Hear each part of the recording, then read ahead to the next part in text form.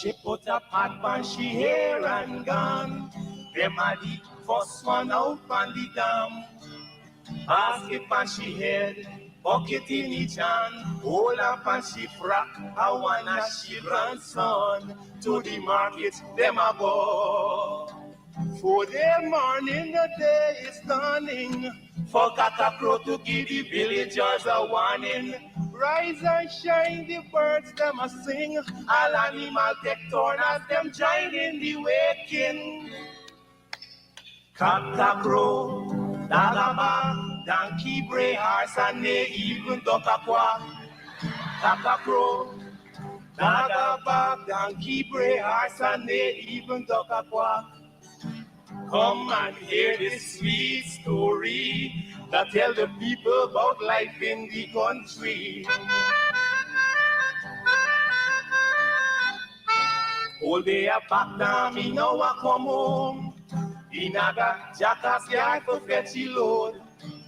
Cockle shy hand, bag over shoulder, running by his side, a Rexy and Rover. From the farm, them a come. Sun a go down, but up the river. Some washing clothes, some folks are bathing at the water. Fisherman, they catch them a bring. From a canoe boat, man, them start offloading. All right, life in the country indeed. Good night to all of you, every single one of you, and welcome to Anansi Web Education. We're back again with our program. President David Arthur Granger is with us, as always, ready to rock and roll. Tonight we are talking about the sugar industry. And as you know, the lies love to peddle by some folks. We'll be giving you facts tonight on the sugar industry and the estates and so forth to debunk the propaganda. But before we get into that, President Granger, how are you? I see you smiling and all decked out tonight. How are you, sir? Well, I'm happy to be on this program. Every week I'm coming into the homes of Guyanese at home and in the diaspora. And when I think of the theme song of Anansi Web Education, life in the country, I just recall how many rural families are dependent on the sugar industry. Most Guyanese are descendants of persons from Africa and Asia, India and China, and also from Madeira, who came to work in the sugar industry. So we're all concerned about the sugar industry. It was a rural enterprise. It's a labor-intensive enterprise. So when you talk about life in the country, my thoughts go back to the sugar industry. It goes back to the people who relied on the sugar industry. And I think they are now regretting the damage that was done to that industry by the People's Progressive Party, a party which claimed to like rural Guyana and like rural folk, but they really damaged that sugar industry badly. And this evening we will look at the damage done to the East Demerara estates. I think that is where the damage was felt most. We still have the sugar industry existing in East Babis and West Demerara, but the damage in East Demerara was tremendous, and of course is irreversible. I don't think you could ever reestablish sugar industry in East Demerara after what the PPP did between 1992 and 2015. But life in the country goes on, and we, the survivors, on programs like Anansi Web Education, must try to make sure that no party could damage the workers and the villages as severely as the PPP did between 1992 and 2015. Well said. Thank you so much. And for those of you who have now joined us, wherever you are, good night and welcome, or good morning, wherever you are. Good night. Welcome to Anansi Web Education. We're talking about the sugar industry and how the PPP destroyed that industry. There's always been this false perception that the sugar industry is only concentrated on one particular ethnic group. President Granger is correct. All Guyanese worked on the sugar estates. They continue to work on the sugar estates, on the quarantine. A lot of folks, it's a mixture of between African and Indians, of course, but they've always, even before indentureship, Africans have worked the sugar estates, the industry. and they continue to. So it's not a one-sided, somewhat kind of thing. It's a Guyanese thing, and don't have people paint this impression, give you this perception that it's just a one ethnic group something. It is not. And let me just take this time out to say good evening to the Parks, the Grays, and all those hardworking sugar workers. Haridat, Hardawar, my good friend on the quarantine, and all those folks who have worked and continue to work in the sugar industry. President Granger, let me just say, welcome all of our listeners as well. You say life in the country. I remember on the quarantine, people get up 4 o'clock in the morning, 5 o'clock in the morning, and by 5:30. Oops, did I say 5:30 in the morning? Yeah, I think many Guyanese will not remember what happens at 5:30 in the morning anymore. Indeed. Let's get down to business here. Thank you all again for joining us.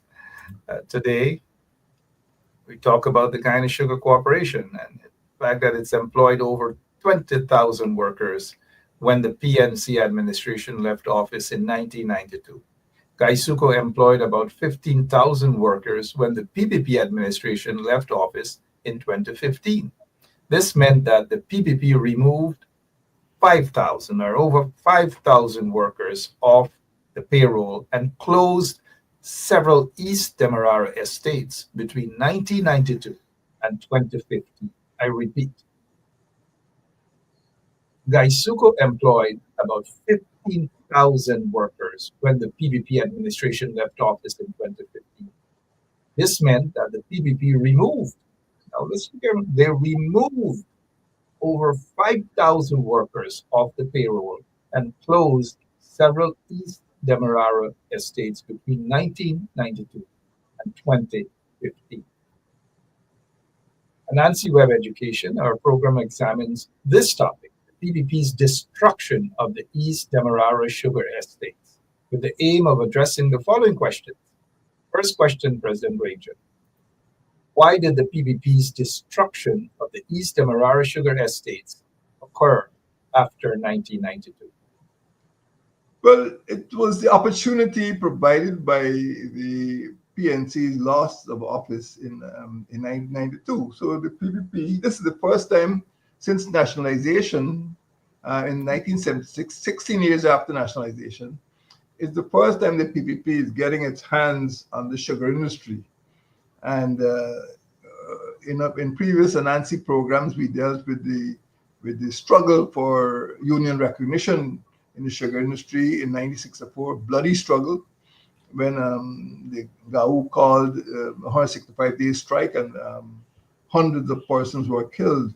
So this is now the PPP's moment to shine when they are in sole control of the sugar industry. So from 1992, we started to see changes. In the colonial period and under the PNC, there were systems in which young cadets, bright cadets were selected for managerial and technical positions in the sugar industry. And many of them were highly trained at universities overseas and elsewhere. And there was a core of experienced but committed engineers and managers, soil scientists, and so on in these in the estates. I myself, as a youngster, actually worked on Sapphire Estate.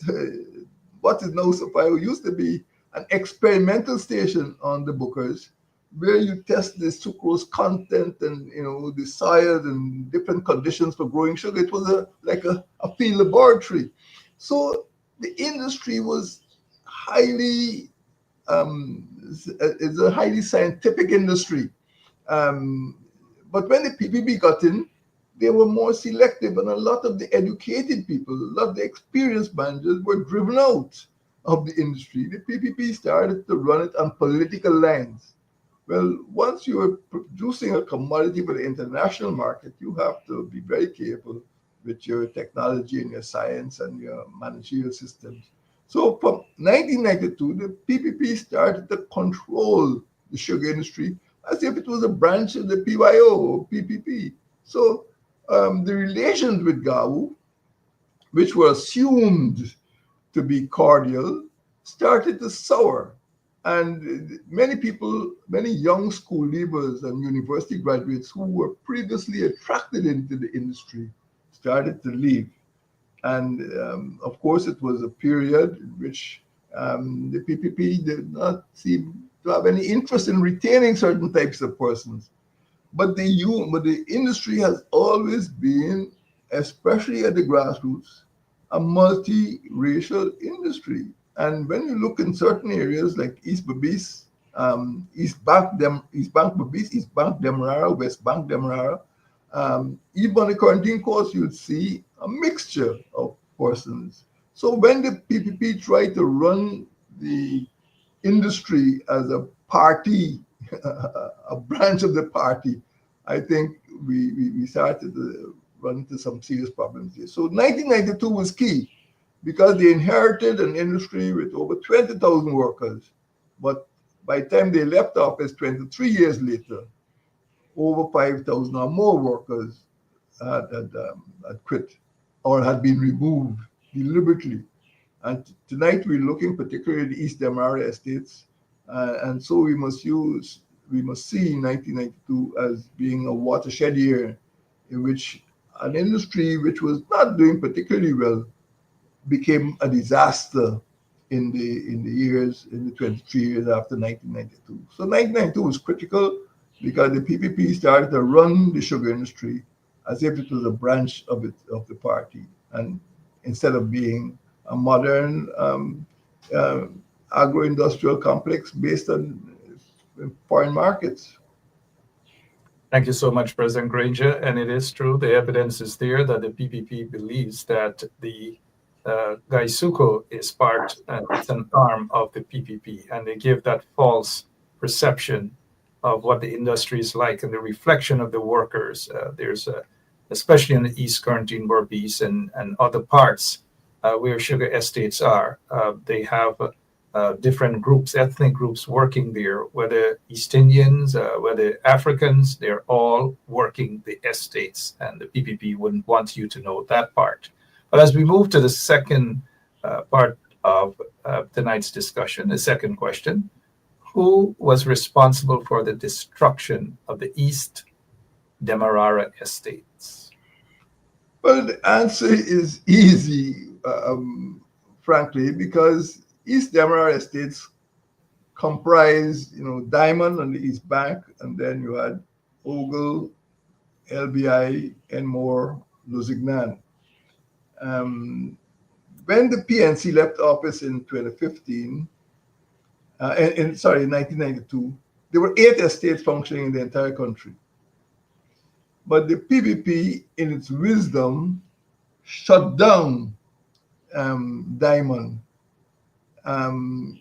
amalgamated all of the East Demerara estates into one unit called the East Demerara estates. So it was not, they were not being run as separate estates. They were being run like one conglomerate. And they appointed their own chairman of the board. They appointed the Minister of Agriculture, and they appointed the chief executive officers of the Guyana Sugar Corporation. So at all levels, ministerial, the board, and the chief executive officer, the actual corporation, were controlled by the PPP appointees. I think even now, in the present time, I think a member of the PPP is being appointed as the CEO. So that's how they run it. They run it as an arm of the party, rather than as a modern industrial enterprise looking and searching for foreign markets. So who was responsible? PPP was responsible because they appointed the chairman of the board. They appointed the board members. They appointed the CEO. They appointed, the Minister of Agriculture. But they kept changing, and no matter what you do, as long as the certain principles of modern industrial practice are not observed, the industry will collapse. And this is what happened. A modern industry cannot work on political principles. Even at the Gawu Labor College, as you know, there are two labor colleges, the Critchlow Labor College, run by the TUC, and the Gawu Labor College, run by Gawu. At one stage, the students, they had to study Marxism-Leninism. Well, I don't know Marxism-Leninism is efficient producer of sugar, but this is the sort of thing that was happening. The other problem is that the relations with Gawu from the 1960s, Gawu was treated as a part of the PPP, but you cannot run an industry by simply patronizing the union. The union is in the business of looking after the interests of its workers, and the union kept making demands, and the PPP seemed incapable of resisting the union. And as a result of that, the union would call strikes and they'd be given dollops of money. And when, of course, it became necessary to apply industrial principles, they wanted to close Diamond, the union took them to court. Gawu took PPP to court. It's almost incredible for students of politics in Ghana. But this is exactly what happened. And the PPP was forced to pay severance pay to the Gawu sugar workers. And the Gawu was out of control. It continued to call strikes and became unmanageable, So the PPP, which thought it was in control of the workers and control of the unions, actually could not control the strikes taking place in the sugar industry. The sugar workers are not a set of docile people.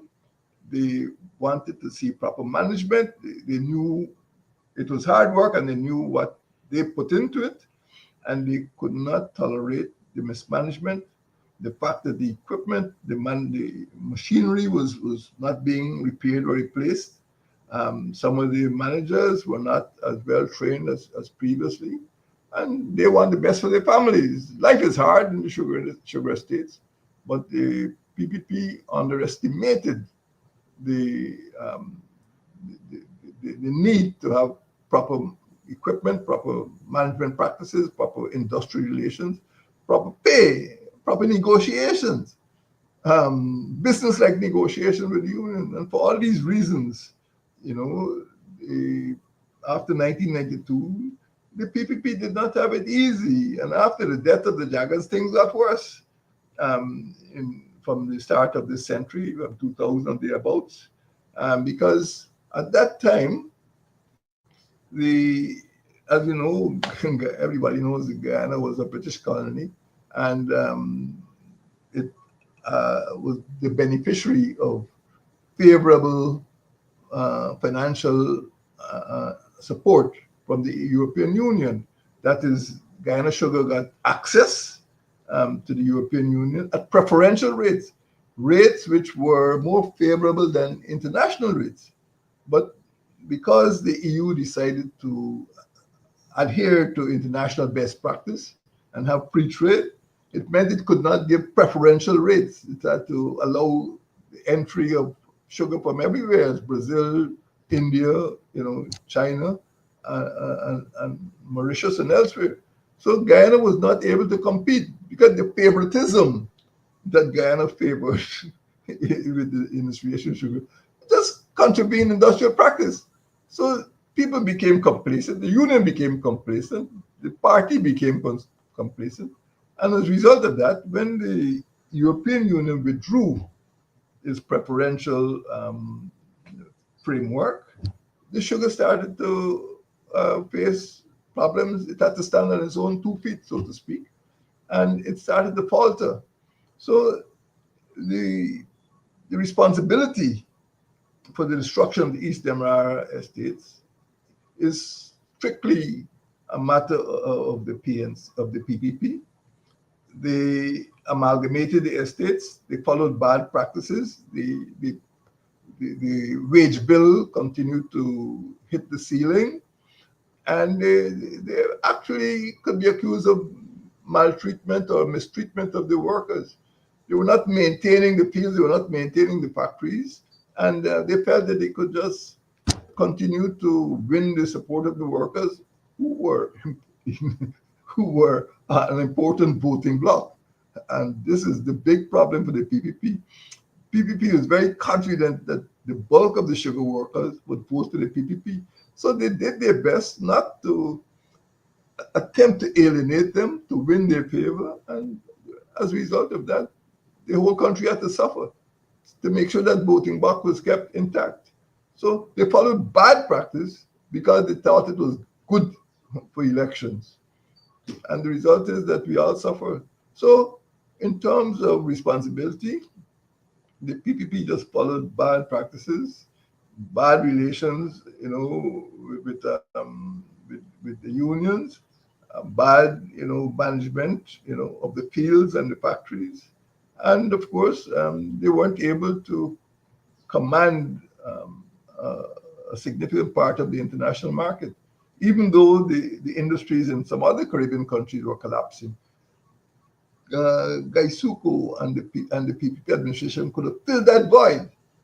Sometimes, it is almost embarrassing when you travel overseas and you see some packaged brown sugar. The sugar come from Louisiana or Belize or Mauritius. And the most embarrassing thing is that some of the sugar is called Demerara sugar. But for a long time, that sugar did not come from Demerara at all. It came from other countries like Mauritius. So there was a big problem in the PPP, and they just followed bad political advice and led to the ruination. So on the East Demerara, particularly, the attempted amalgamation, they wanted to migrate the industry from East Demerara to East Berbice, and I think they completely mismanaged that process. The result is that they destroyed the industry in East Demerara altogether. And they thought that the Skeldon estate would be that silver bullet.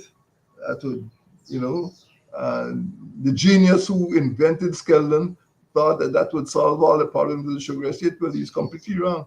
And nothing's coming out of Skeldon now. And when you look at what happened, even in West Demerara, a place like Wales, the machinery, the factory was not being maintained. East Berbice, even in Rosal Kanji, and certainly Diamond, just the maintenance was so poor that some of it is just good to scrap. In my own visit there, as I mentioned before, the workers were working at cannibalizing spare parts from other factories.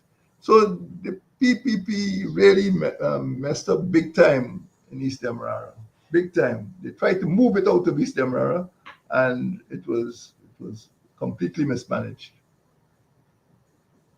A disaster indeed, completely mismanaged.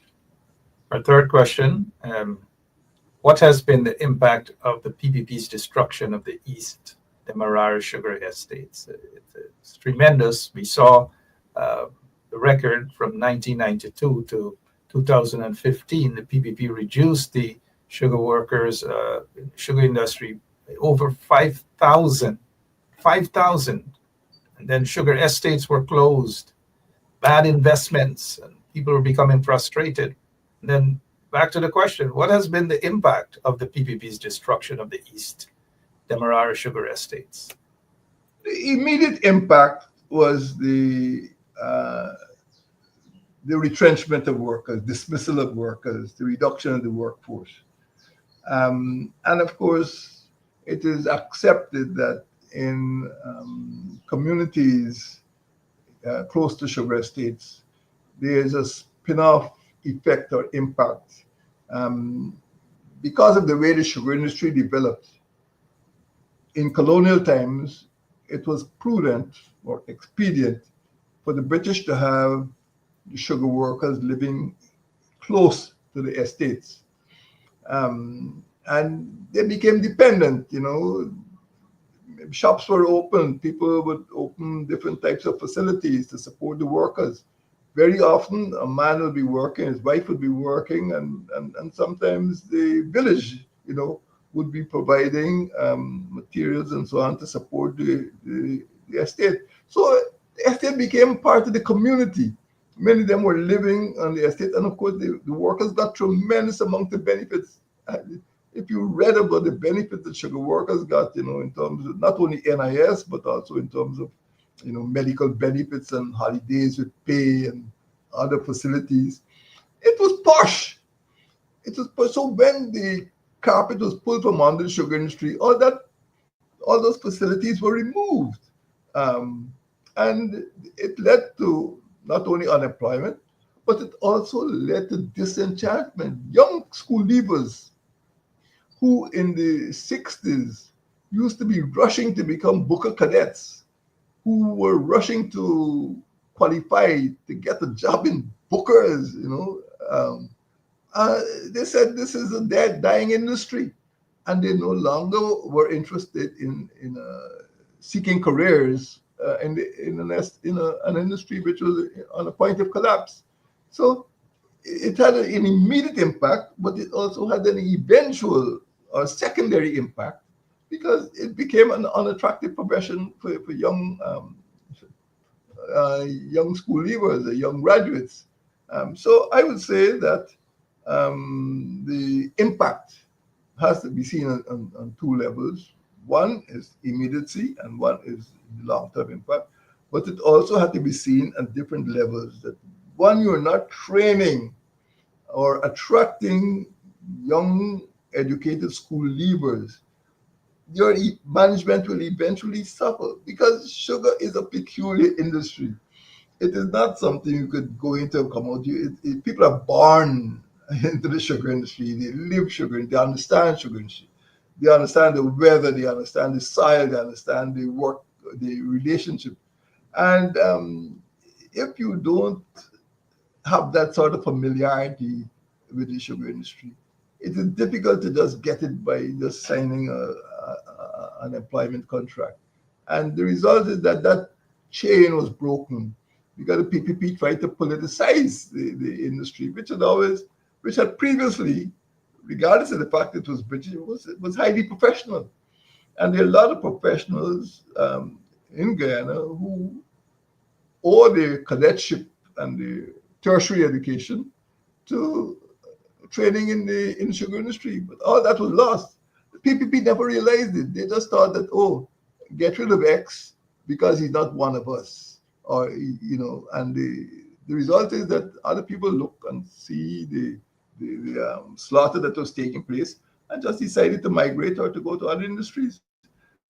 So the treatment of human element in the sugar industry had a double impact, an immediate impact in terms of dismissals and a long-term impact in terms of making the industry unattractive. And if you spoke to people who joined the industry, well, maybe 50 years ago was a long time, 60 years ago, before nationalization, it was perhaps one of the most attractive places for young people to enter at all levels. But after the PPP, the catastrophe, people are not interested in following a career in the sugar industry. You do a check now. Nobody's looking forward to become a manager in the sugar industry anymore.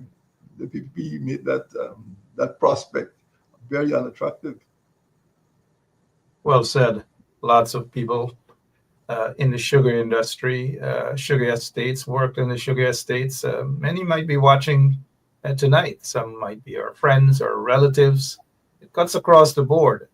The unfortunate perception is that the PPP tries to create this impression that it's a one ethnic group something, and that the coalition targeted that particular one ethnic group. Again, that false impression that the sugar estate is just about one ethnic group, when the evidence is clear that it's not. Just thought I made a point a bit clear. Again, as we close off tonight's program, talking about the destruction of the sugar estates, the sugar industry by the PPP regime. Final question, President Granger. How did the PPP's destruction of the sugar estates affect East Demerara workers? The sugar industry is more than an industrial enterprise. It is part of Guyanese history. I just want to, iterate that most Guyanese are the descendants of persons who were brought in this country, either voluntarily or involuntarily, to work in sugar estates. And it is part of our life, it's part of our culture. And even during colonial periods, the life of the sugar worker was supported by social and cultural activities. Many well known cricketers in Guyana grew up in rural areas and hit their first ball on a community center run by the sugar industry. And when you fly over the coastline of this country, you will see that many sugar estates had or were close to community centers or sports grounds, and that's where the sugar work. That's where many sugar workers, became world-class cricketers. So there was a social aspect, and sometimes several members of one family would be associated with the sugar industry or with one particular estate. Medical benefits, housing benefits, the sugar industry labor welfare fund.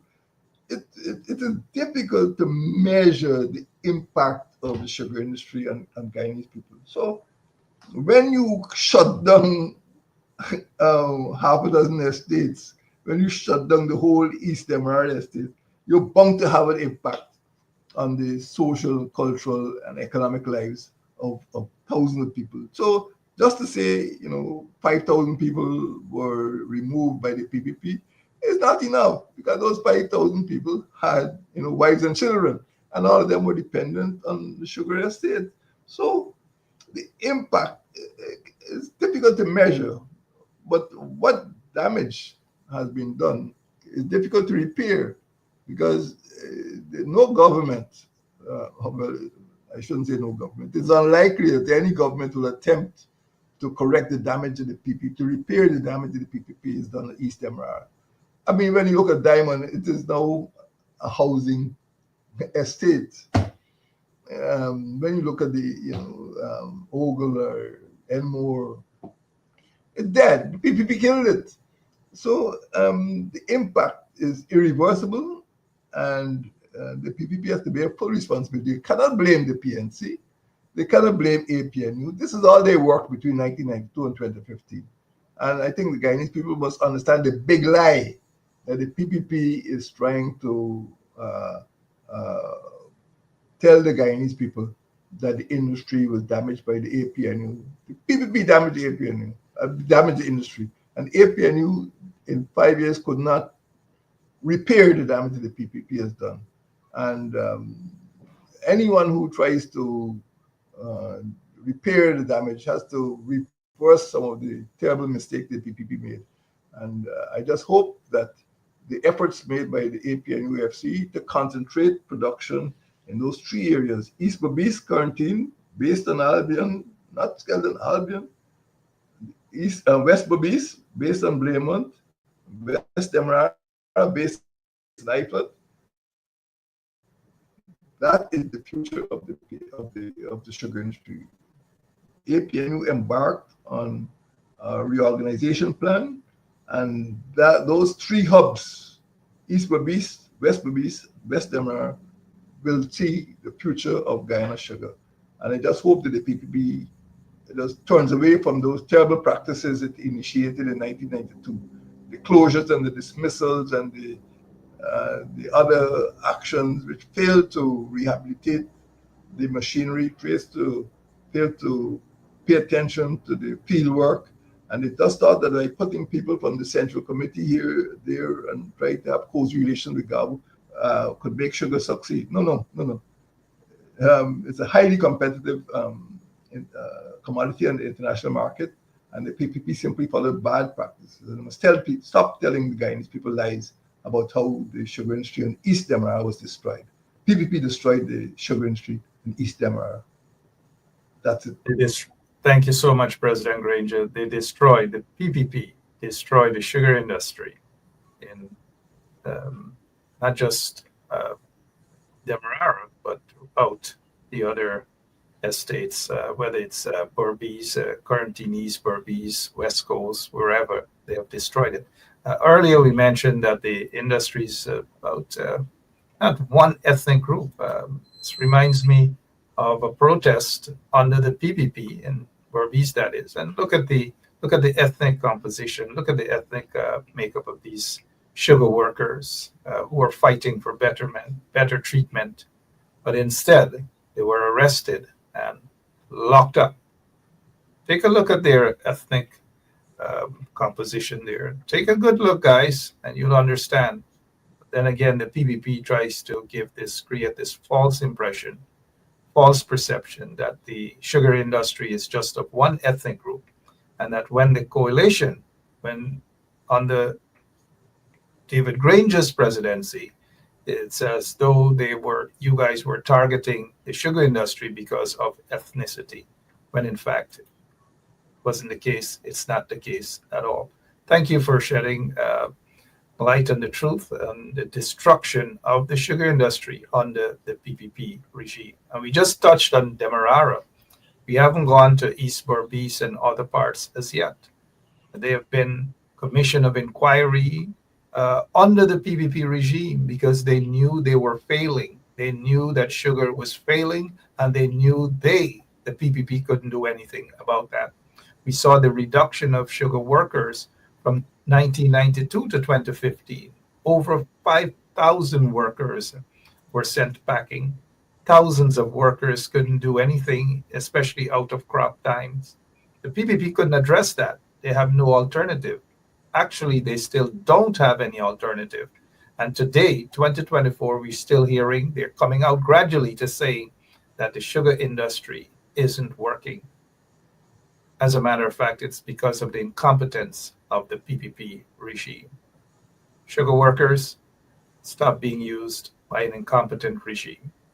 President Granger, thank you so much for your time as always, right here on Anansi Web Education. Continue with your kitchen garden. Continue. I'm told that you get up at 5:30 or before 5:30 every morning. Well, I get up before 5:30, but I don't have any meetings planned for 5:30. Thank you so much. Please convey our regards to your other half, that is former First Lady, Sandra Marie Granger. Give her our regards, please. Thank you, sir. Thank you, and good night to you and your viewers. Thank you. And to all of our viewers, listeners, wherever you are, thank you so much. Have a blessed rest of the night until next week, same place, same time. Don't forget, as we leave you this evening, the PPP destroyed, and they continue to destroy the sugar workers, the sugar industry. They have no plans, none whatsoever. God bless you all.